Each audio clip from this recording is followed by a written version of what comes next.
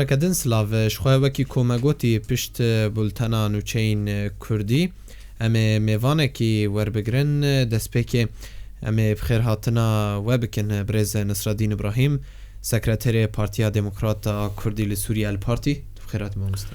سرسرا و سر چاوا و از گلکی کیف خوشم کوس ایرو مهوانه رادیا بویرم و سلاویمش همو کارمنده و مدیر ریوبری و همو گهدار رادیا بویر gelek spas mamoste em yekser derbasî mijara xwe bibin ev komîte ku ji bo destûra Sûrî hatiye avakirin gelo ji bo nivîsîna destûreke nû ye yan wê destûra Sûriya kevin hin xalên girîng têde werin guhertin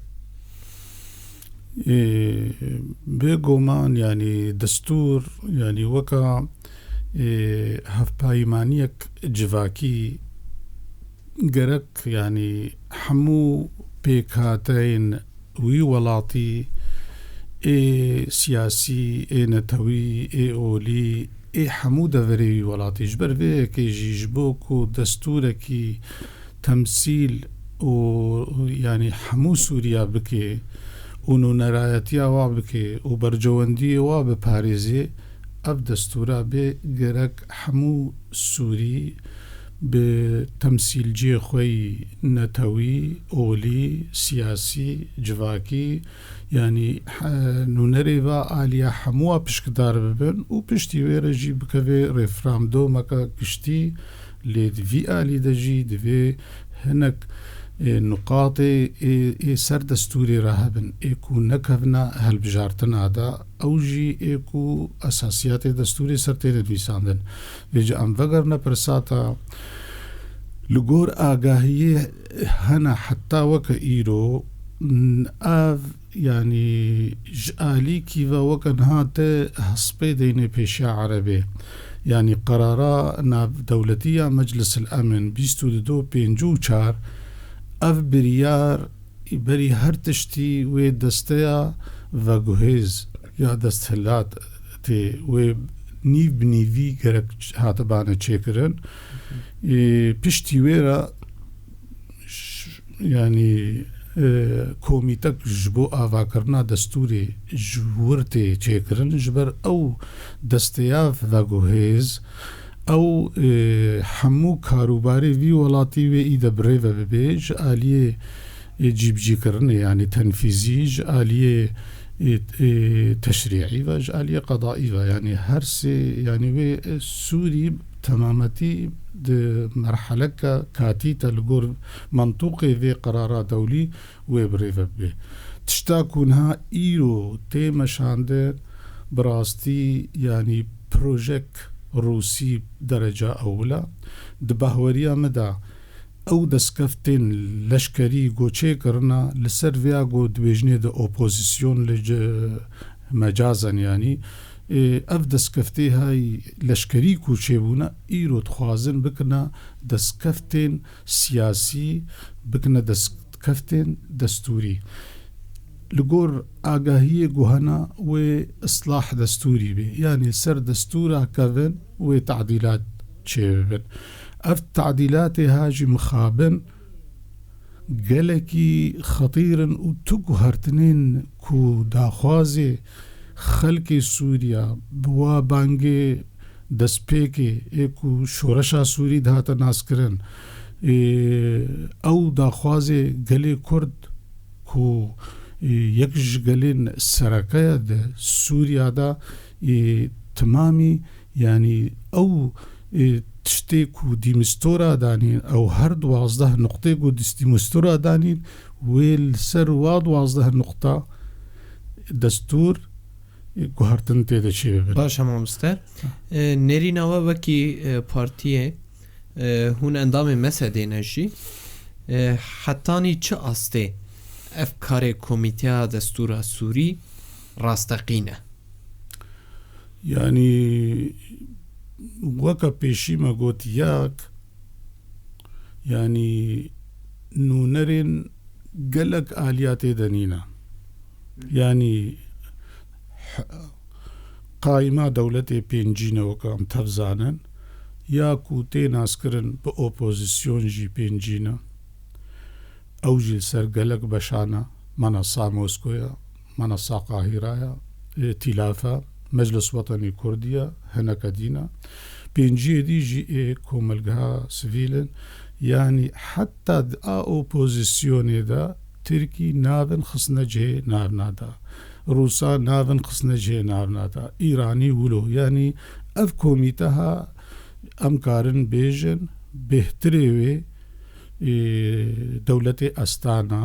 رووسیا و تایبەت ئێداگیرکەرێن کوردستانê ئیران تورکیا رۆلەکە وای مەزن و ji ber cewendiya rejêma ku hazir jî ji aliyê dîve yanî nemaqûl e miletê Kurd bi kêmayî di Sûrî de li gorî teqdîratê gelekî kêm em 15 net Sûrî de ê gelekî kêm تێگەرەك ji wî 105 yanî dor seh kesê me hebe yanî sadî yanî em rêjeya Kurda tê de gelekî nimza yanî 3-4-5 got em bê Kurdin ji miletê Kurdin ti cara jî temsîla me nake yanî di bahweriya me de ev gava hayî ku û destûrê avakirina destûreke nû Sûrî re ew destûr vêca mesela helbijartinê serokkomar pirleman nabê ev tev de bahweriya me de heger bi vî awayî bimeşe û destûr jî guhartin li ser esasê ew 12 nuqtê dîmistora danîn bahweriya me de wê nûnerayetiya gelê Sûrînekê berê jî destûrek hebû û gelek xalê baş jî têde hebûn bes destûr weke em tev zanin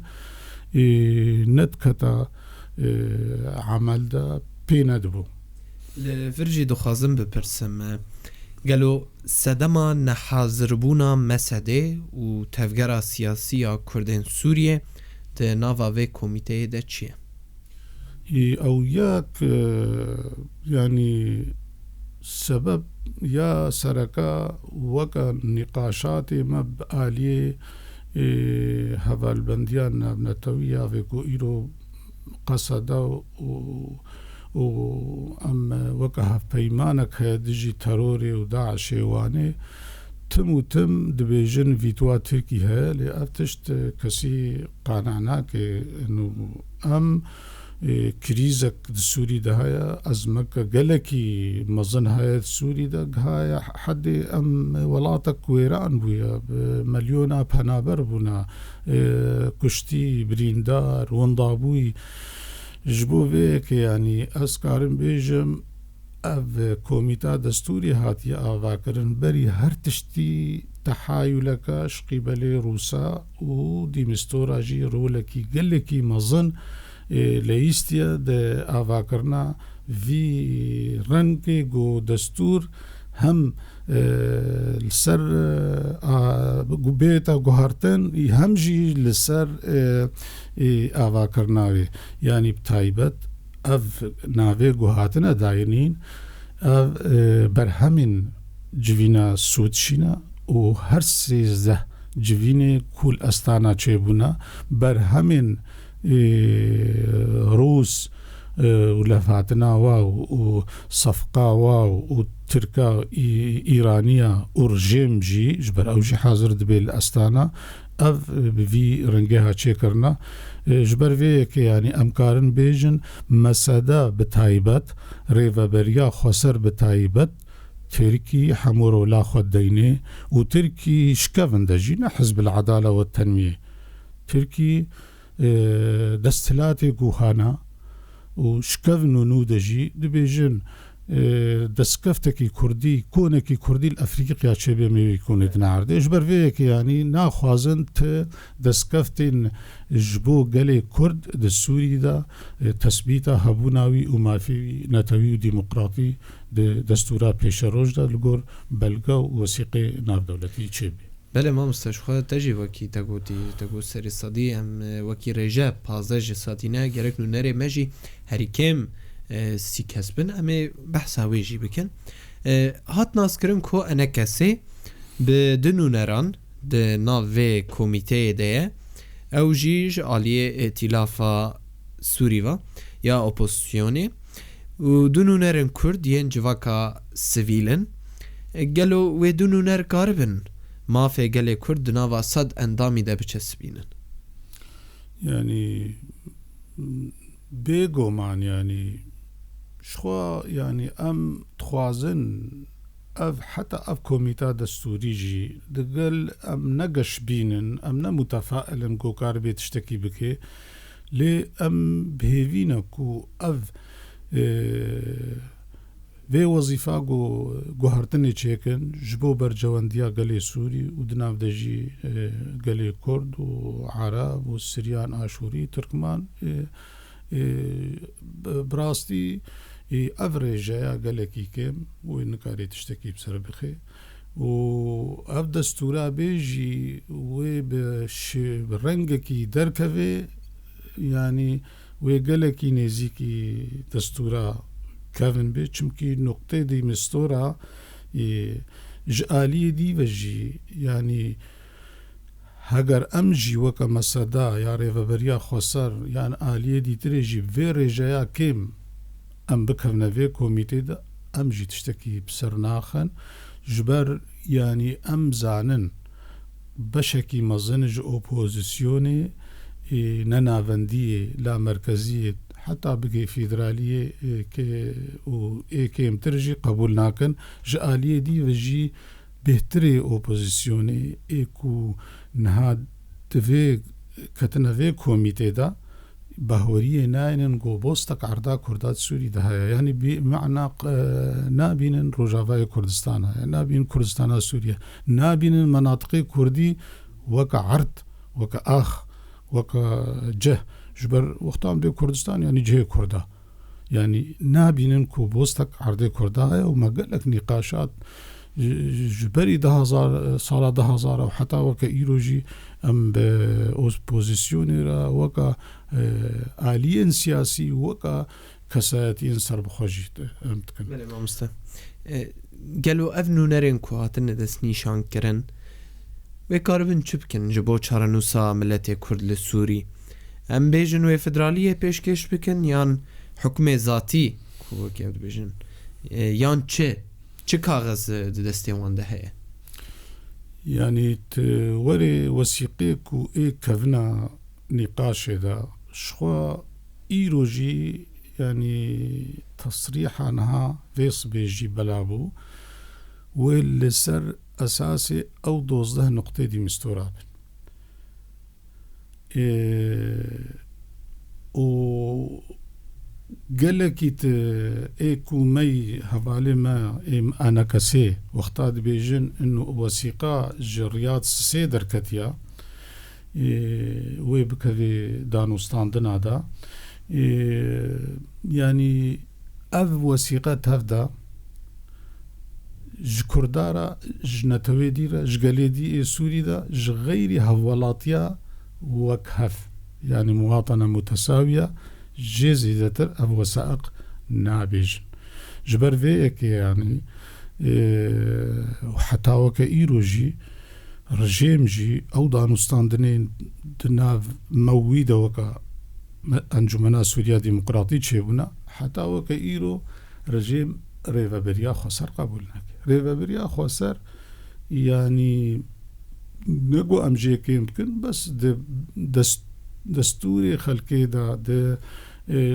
şeklê rêveberiyê de dinyayê de ya tevî yani kême temsîla mafê netewî de yani digel ku em dibînin îro çareseriya ji krîza Sûrî re lêtwerê yani hedê kêm gereka otonomî bê hedê dîtirê federalî bê konfederalî bê ji mileta re heta serxwebûn heye çarenûs heye ji ber vê yekê jî ême şert û mercê Sûrî de em ji xwe dibêjin çareseriya دوزا كرد چارچێوە نەخشەرێکا سووریا و هەیە ji ber vê yekê yani em weka Partî Demokratî Kurd Sûrîda berî her kesî jî em dibêjin nenavendî çareseriya ji ber nenavendî em milletekin wê şiklekî ji federaliyê bistênî. Nihat meselen tu dibêjin rêveberiya yani di rêveberiya xweser ra yani îdara datî tilê werê lê mêzînê dibê nenavendiya demokratî. Nenavendiya demokratî çi ye? Yani hemû gel, hemû hevwelatî, hemû netew, hemû ol weke hevin di mafê xwe demokratî de. Yani ji ber vê yekê yani ez tihêviyê wilo li ser komîta destûrê û got ne ê opozisyonê ne ê komelgeha sivîl jî gotê de ne û weke te jî kerem kirî çar kes nikarin wê rolahayî mezin bileyzin û tiştê tu û xelkê ji derve dike ne şerta miltezim bin li ser masê wê jî biterib baş. Türkiye karî bû nûnerên mesedê dûrî vê komîteyê bike gelo hîn hêvî hene ku mesede derbasî vê komîteyê bibe û rola xwe bilîze. Yani berî her tiştî Sûrîda şer nehatiye seknandin. Sûrî parçebûya li ser sê çar cihan. Yani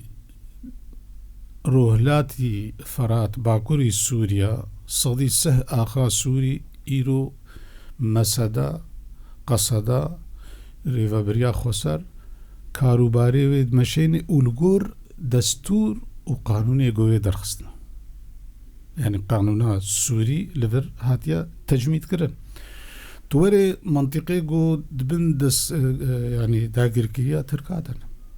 Cerablus, E'zaz, Bab, Afrîn, ji ku Afrîn gelek tiştê xirab tê dikin heta guhartina demografî îro destûra Tirkî dimeşê. Ala Tirkî li were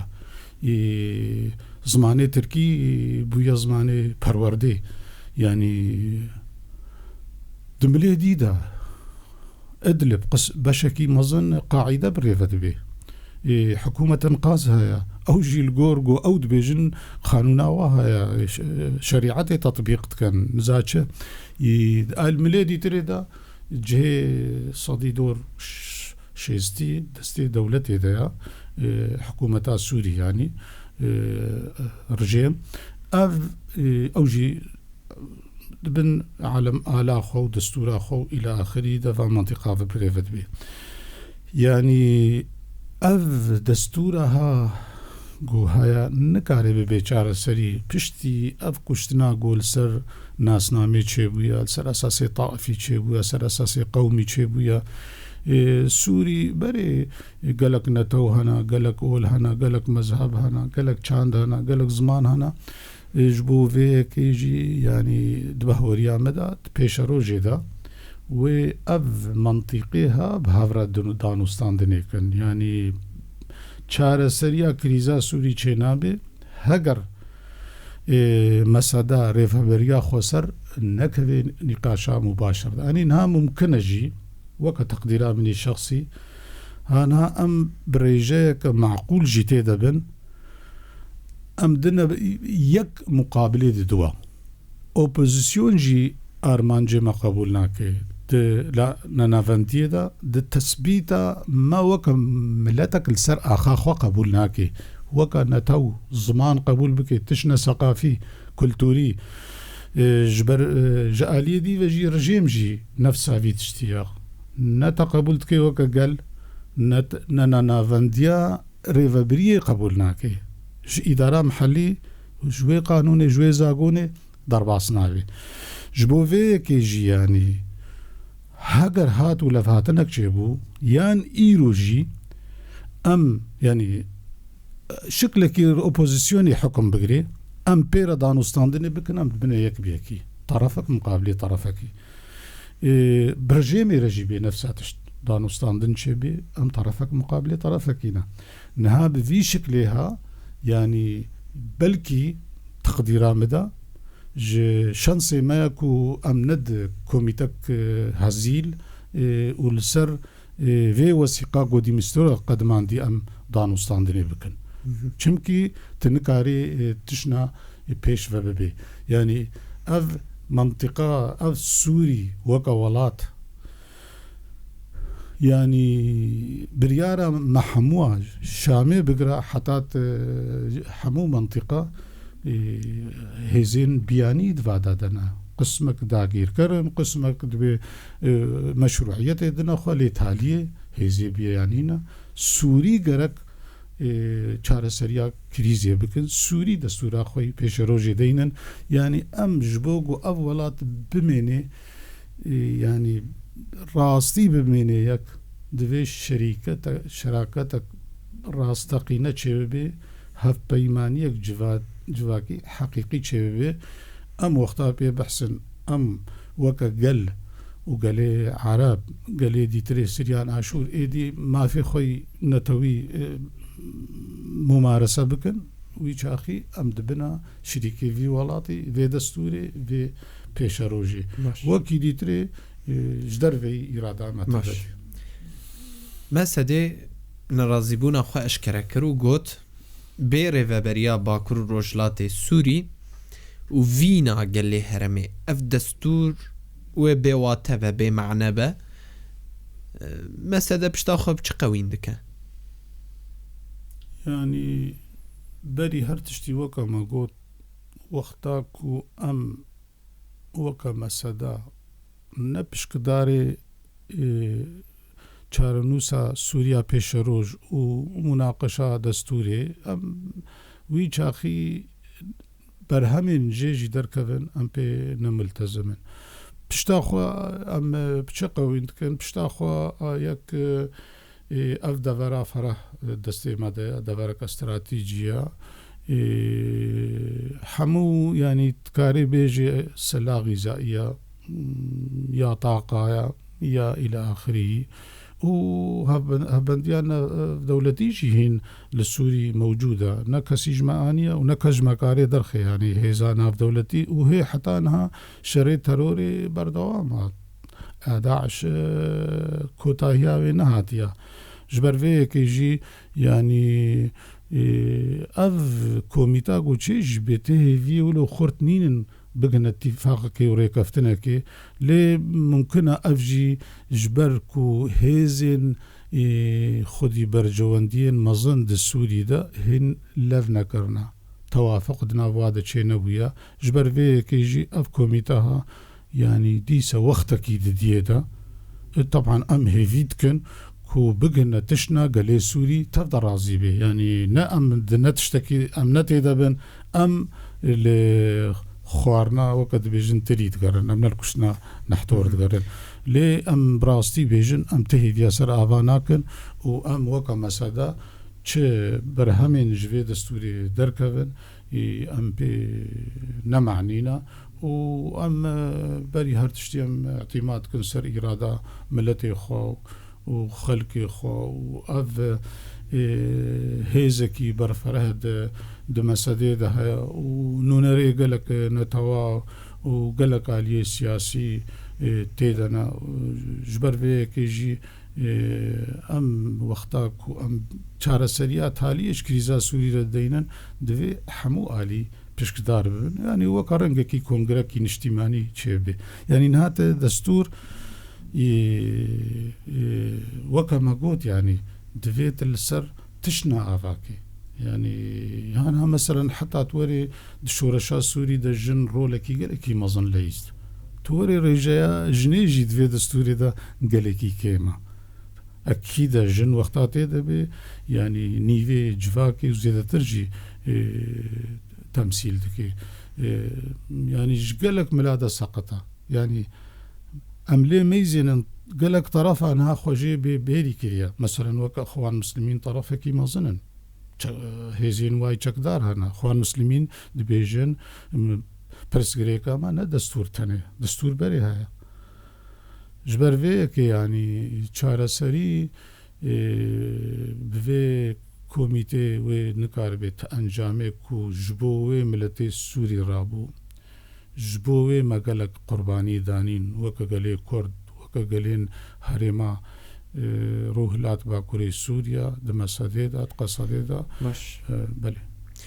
رژیما سوری جی مساده دوری و کمیته کر دخوازم بپرسم چما رژیما سوری اف یکر و لگور باید ترکیه اف تشت مشاندیه گلو تشتاكو منطقة تبدا دروجلات عناوين حتى أفريقيا حتى يعني أبدا فريكو هاتا ناسكرن بهارا كودو دفري دا تشيبو تين جوهرتن بشتي 100 ساليا امنهاني تكاتنا 100 ساليا سايكسبيكو دا دبيستو السيادة جي 100 ساليا لوزانيتي يعني صراعة قول سر منطقي بتفايها والسوري جهايا جبو جارك دي أفهزي مزن لهفدو بكن سر مناطق نفوذ ومصالحي خوشاوا لهفدو بحر كن حتى انها نجحنا في نقطة شما سوري وتركي وإيران عراق وضعي بشوية كيدية يعني لي واختار رفراندوم تشيبو لكردستان عراقي الباشوري كردستاني مديد حتى بحكومة عراقي يجي أو تشتيقوا اتفاقا لي قلبين يعني تخوازم بيجم دوی 100 سالیا نودا افغاليگو بونا ضحيا سايكسبيكو كرد سريان آشور عرب غيري و هگر 100 سالیا نودا ام د چارچیوا و دولتی قائم ام هبونا خو دستوريا وما في خوي نتوي نچس بين تثبيت نكن ويچاخي ام 100 سالي ديد من البندا كو ام جوهرتنا يانجي ام دسكفتا تشيكن جبر فيك يعني اف آليها حتى روسا بوتين يعني روس بري شورشا بلشفي بشك بوش سايكسبيكو شورشا بلشفي تشيبو لينين برياتا وخش سايكسبيكو فضح كر سايكسبيكو تشيا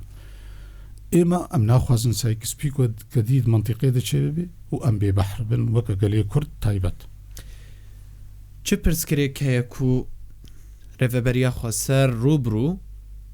گفتگوی به ترکی را ناکه گلو او ناکه یان ترکیه و بابت قبول ناکه وكا أم تفزانن 2013 حتى 14 جي دانوستاندن تشيبون و يعني آريكاريا ألمانيا وكا آقاهي الجم هنا لقاءات تشيبون دا قيادة بيدا وتركادا وحتى دوقتي كو شاندا تالي جي ضرباس بو بشتي كو أولف هاتنا كو جبو ريفابريا خسر يانجي ما وكا أنا كسو هفالي أنجمنا ويچاخي روجاواي كردستان حتى هنگيجي شاندا مدورة چو سربست چو ويچاخي جي پروژا آشتي جي الباكور هبو و ريفابري يعني حكومة كردستان جي آريكار بو و أمبر كونغران نتوي كردستاني دا جي چون يعني أستخوازم كرتي بيجم أم حاضرن جدانوستان عرب تركارا أو إيروجي أو هولدان هنا جي قبل أمريكا و تايبت ديتني ميتالية بألمان فرنسيا وادا وكا وبهيجي دراغاندني دقو فرنسيا بيشكيشيا يعني انسياتيفا كي مبادرة كي دي علي دكريا تركا رافت كريا لي ألمان وكا جمرا دانا خويا كرن ويدي سبب كن ام حاضرن دانوستاندن برجيم ربكن بحمو دولتي منطقي ربكن كريزا كردي دوی منطقه دا بهاوگری دایا جبر وی که ئێمە ئەم دیالۆگێرەنە ئەم دانوستاندنێرەنە ئوش بەرجەوەندیان مەیشی ئەمریکا شریکێ هەسەدێ هینجی بێدەنگە دەرحەقێ نەحازربوونا مەسەدێ ناو کۆمیتا دەستوری de gelo heye ku Amerika nûnerê deverê derbasî vê komîteyê bike yan jî wan ji her tiştî biparêze ji Rûsan ji Tirkiye ji rejimê ji bo vêyekê yanî heta weke îro yanî ti rêkeftin yan jî di nav me û hevbendiya navdewletî taybet Amerîka di milê siyasî de yanî weke ku em dixwazin hêçê nebûye rast e nûnerayetiya mesedê li Washington heye li çend dewletê dî Ewropî heye li Mosko heye ji yanî ew gelek dextê dikin li Tirka ku û meseda ya rêveberiya xweser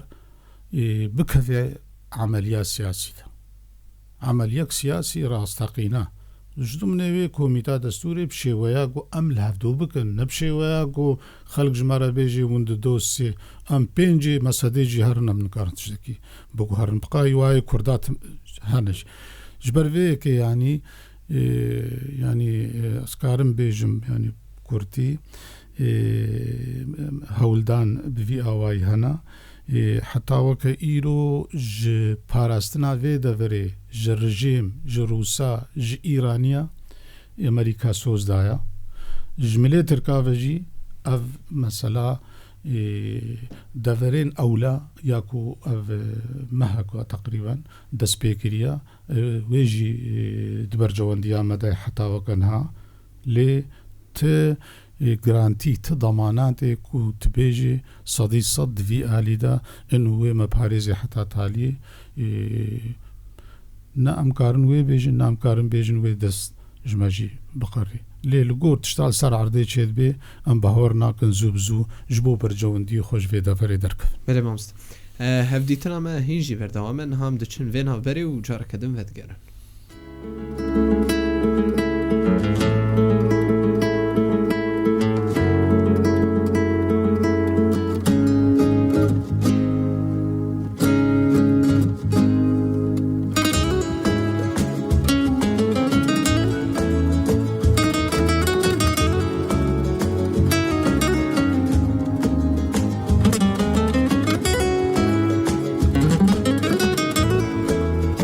Belê careke din silav em di hevdîtina xwe bi sekreterê Partiya Demokratîka Kurdî li Sûriye El Partî re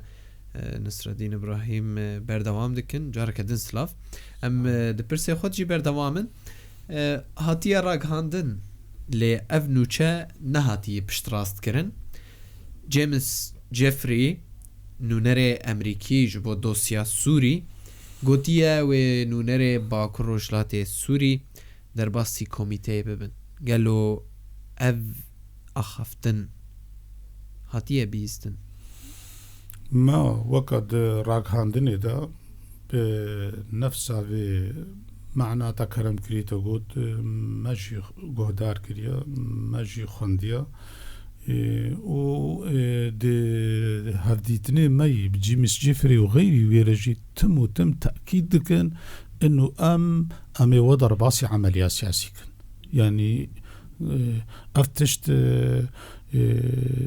nîqaşê di nav me û wa de di nav me û wa û aliyedî Fransî Almanî xeyrî wa ji xwe Brîtanî nû derbas dibine vê meydanê vê kolanê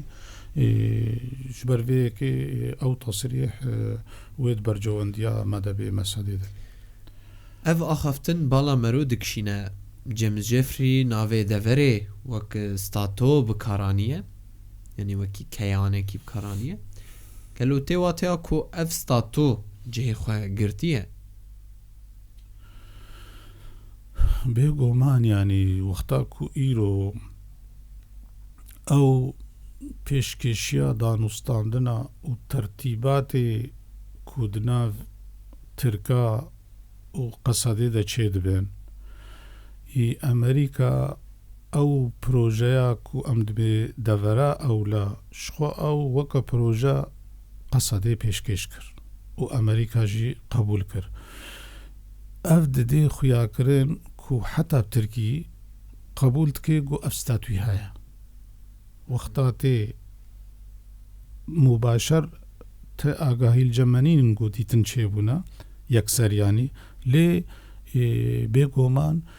تشتا يعني أمريكي ديتني خود جيد بيجن أم تدخل ناكن ونشد بيجن تشتا وند خوازن نامي و أم بوارا نقاش كن و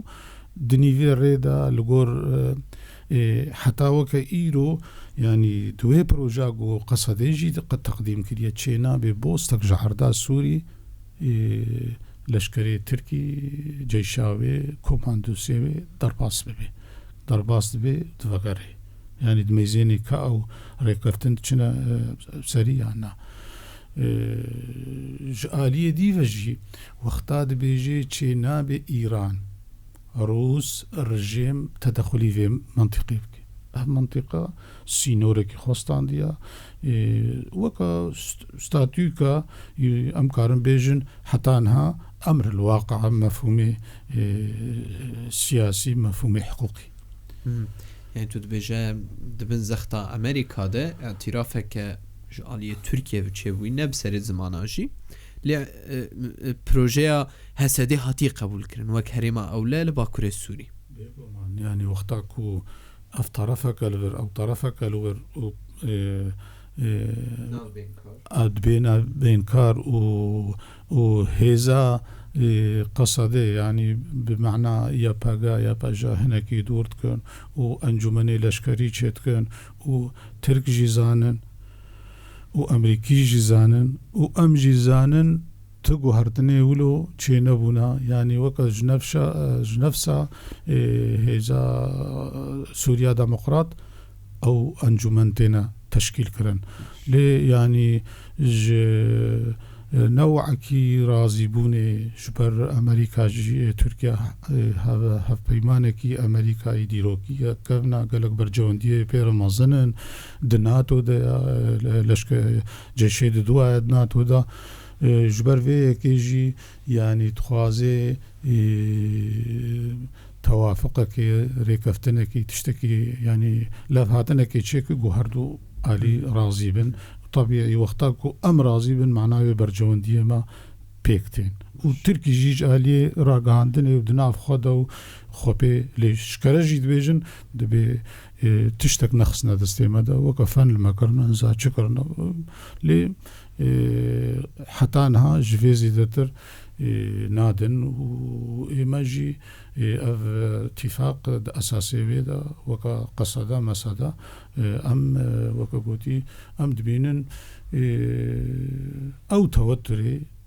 وإيريشا تركي تهديدا تركي جدي بويا ضربا صوبانا ومنطقة ويلاف كتبانا جبو فيكي أفتشتاشي بوي باش دنرينا ودوي أمريكا دانا سينا سياسي جي أشكرا بكاكو اف هرم بويا ستاتويك و دبن سرپرشتيا فيمانا ناف دولتي ده دالي خوي سياسي ولشكري ده يعني شخوا وكا ما قلت يعني إيرو أو رنج شرعية سيدي رنج كينا وكا قلت يجي عرب بتدرج يعني انها أم وكا شرعيتها شورشگري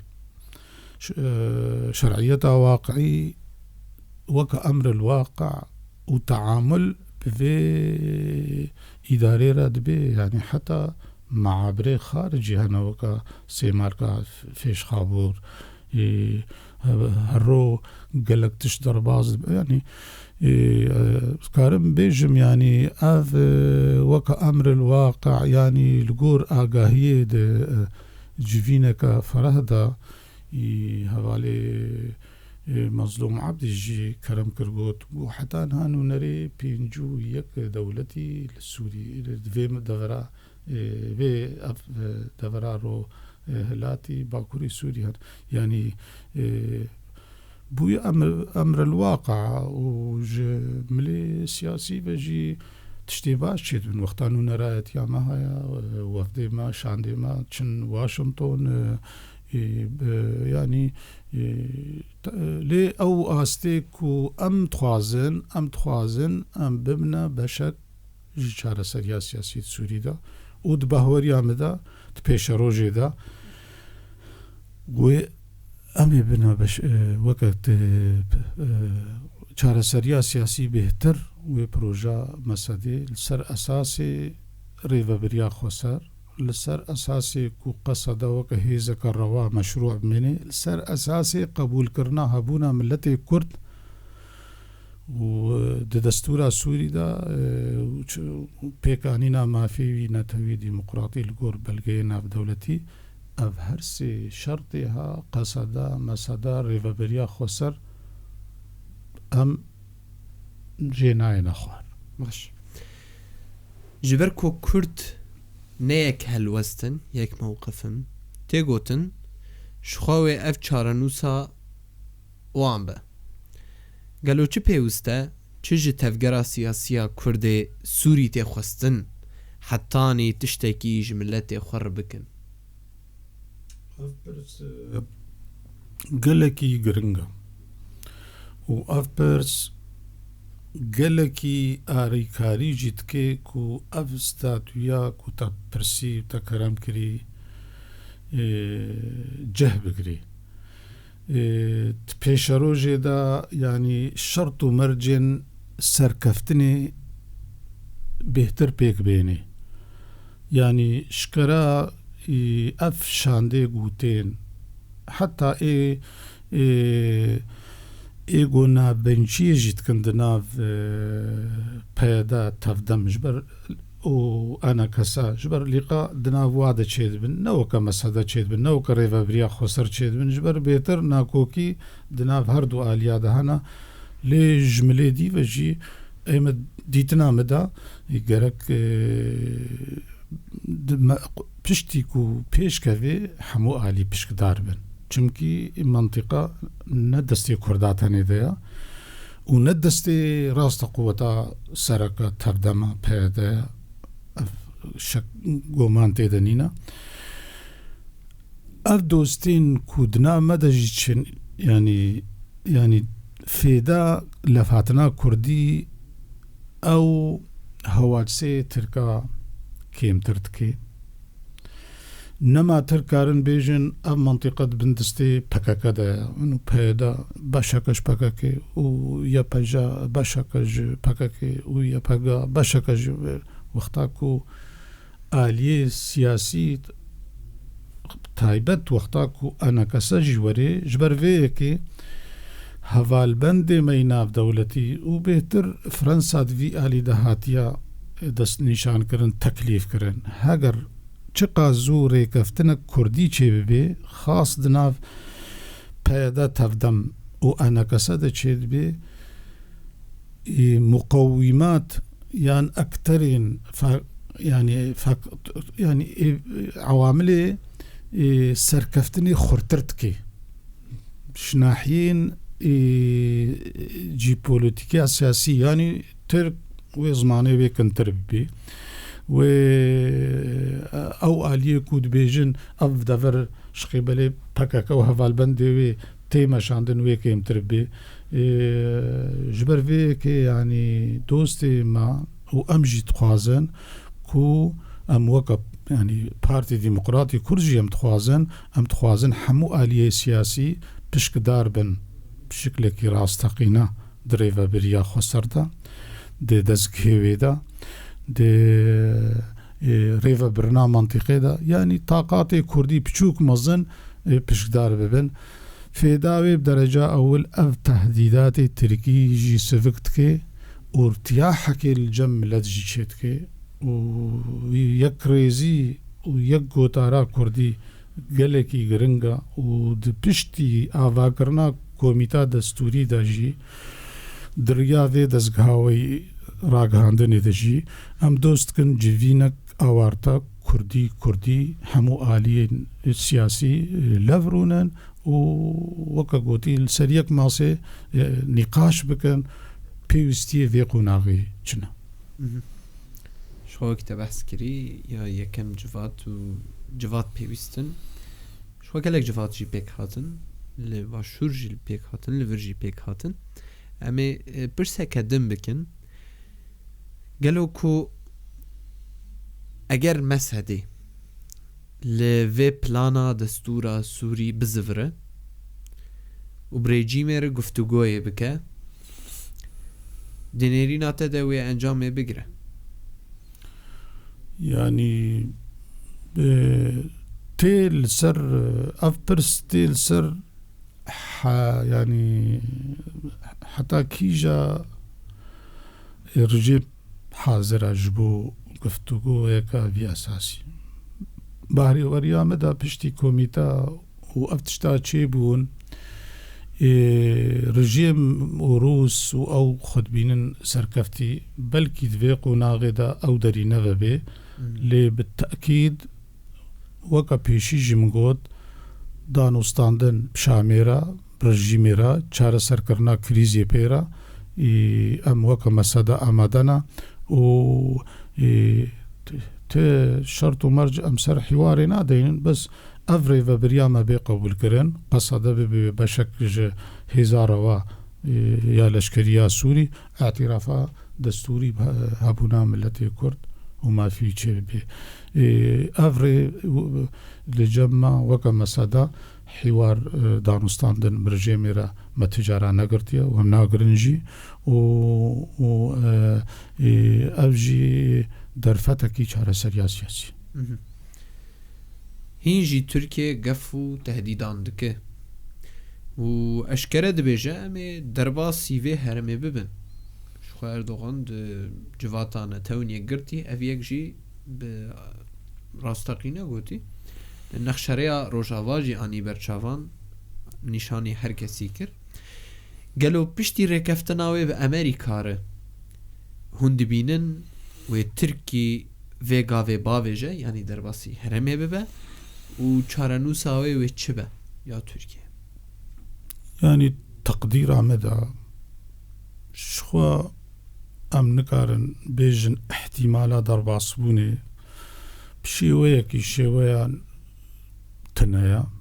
للغور شرط مرجين سوري دفري عراقي هبونا امريكي يعني وقتا اردوغان قاوة كولو باويجي منطقة تبدلت كفي يعني نرو جاغاي كردستان تاني يعني باشوري كردستاني حكومتها هريمي عراق إيران روس أمريكا يعني معقولة بريارك بسطيني بكفي سر حدودي بروجا شيعات يان بروجا روسي دا يان جي اف امريكا هفال بندي وي ام بيزانن هيزا لشكري هيزا سوريا ديمقراط بيشمرغي حكومة هريما كردستان پروردتكن تدريبتكن تسليحتكن يعني بيجم يعني قاوة كولو و راستي و الشركي جهاني و دوري دا بيخي أمريكا ناهلي يعني تشيبي لي أبجي فشار نخورتن محتمل أجي جبوفا فشارة بخوازي درباسي جهنة محدد ببي أما يعني وقتا كو وكا كو أود بيجي بجهز رقا ودير الزور بري قاعدة بالبعشقة هاي بري دستورة تركي دا برلمانا وادا هر صال يعني هر نود كان لجموع مشروعات عثمانية نوهايا يعني أود بينن قو ولاية حلبة وولاية موصلة وكركوك يعني وقتاكو درباسي روجافاي كردستان ببي وفيها بكي ومنطقة تفدلك حتى هريما كردستان جي قبولناكي وديد جي تصريحا دفي مليدا تصريحا بريز سيروان برزاني وهاگر درباس ببي شرچيد بي ومحمود كفنيدا يعني جبوفيك او نا شخصك يعني سركردايت يا لشكرية وعنوانك يعني مهم يعني دبهوري مدى هجر قافك أولو بابيجي منطقة سران سرد كفي شردا إيران جي تالي قبولنا كي روس قبولنا كي رجيم قبولنا كي يعني مشروعك فرح جيد بي يعني شكرة أو نا مثلا وقت بي طموحات يا أطماع يديروا كي دفاع منطقي يعني حتى نها رصيدك د برلمانات تركي ده وقت بميزاني جبو و ولايته وهي سرخت حسبني موصلة كركوكي بصرة جي وهاني نواجي دداوية ده دخازم جواب برسم كو خواندنا وجه پاشروجا دورا مره بطایبت چیه وجه پاشروجا سوری را چیه لفو تفگر پروژه نوه وکی پارتی و وکی هفبندیا کردیش بو روژا ایرو وش بو سبهی جوه چه با بيقو مان يعني حتى وك إيرو تآليا بروجيكي راستقينا جبو چار سريا كريزا سوري پیشکش نکریا جغيري پروژين كو مسده پیشکش کریا یان آلیه دیه کردی ده پیشکش کرنا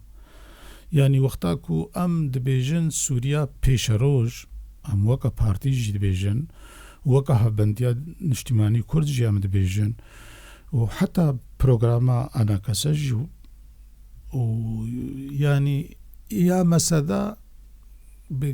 يعني وقت بالسقف كيم ترجي يعني داليه انه ريفابريا خسر داليه ريفابريا خسر دوي ريفابريا خسر دجي وكا يعني مثلا نتوا ديمقراطيك يعني حموغل وزمان وكهبن يعني قلك سرسينورا ووقت بحدود حكم الذاتي يعني في يعني انا بيجم اوجه روجافا كردستان الى اخره يعني بروجا مسديش حموي واقعي ترى جبر سوري براستي بحوجداري كور هر دفرك هر جندك هر اقليمك خبري فبي واعتراف بهمونا حمو آليات شبابي يعني بروجا كو سوريا ديمقراطي بي ننافندي بي سوريا كبرلماني بي سوريا كأقرار بكي بما في قلي كرد يعني هبونا ملتي كرد وما في نتوي وديمقراطي الجور بلقينا نتوي وما في حمو قلي ديجي يعني زماني وكا ام بي سريان اشور تركمان درجة آلية دي تريجي يعني اف بيفي اف يكيتيا سوري بفي رنجيتي بار هست يعني ودي داعش دولتك شكر سوري بارشكر عراق بارشكر يعني بو مشروعك بارشبوني بو مشروعك انفصالي كرد خوازن دي چارچيوا نقشريكا سوري دا حمو آلي ما في خوي نتوي هفوالاتي ما في خوي دستوري ديمقراطي وكهبن جبو فيكي هاجر مجلس الأمن دولتين كو علاقة وبيندارن بكريزا سوريا بخوازن كريزا سوري چاره سر بي دوی اولات ولاتكي ديمقراطي بي پرالي بي نناوندي بي ما في حمو غلاتي دا پاراستي بي كيف خوش بوم بوفي درفته برز نصر الدين ابراهيم سكرتير بارتيا ديمقراطا كرد لسوريا البارتي هروها سركرده كي هبنديان اجتماعية كردي لسوريا هنكسي قالك سپاس جوارجي وازقلك سپاسيا بوير بريستكم وكا راديو بوير اف ام جالي دي وجي اسكارم بيجم افدزگه راك هاندني رولكي باش ليست de درخصنا جريدة بوير de راديو بوير چالاكي ويجي ام جي سركفتني جبوير رتخوازن و ام تخوازن ريفابريا خسر دوی منطقه دا آري كاري ودعمي خورتر بكي جوا دزگهمي راگهاندنی و غیری وێرەژی و سەرکەفتن جوارە سەرکەفتن ملەتی مەرە سەرکەفتن هەموو هەوڵاتی سووریرە gelek spas mamoste belê temaşavarên hêja ji xwe ev jî beşêmeyê siyasî bû ku îro me gengeşe kir keyf xweş bûn ku vî katî jî me were derbas kir li vir cem dikê jindawiya beşê xwe her şad û bextewar bin.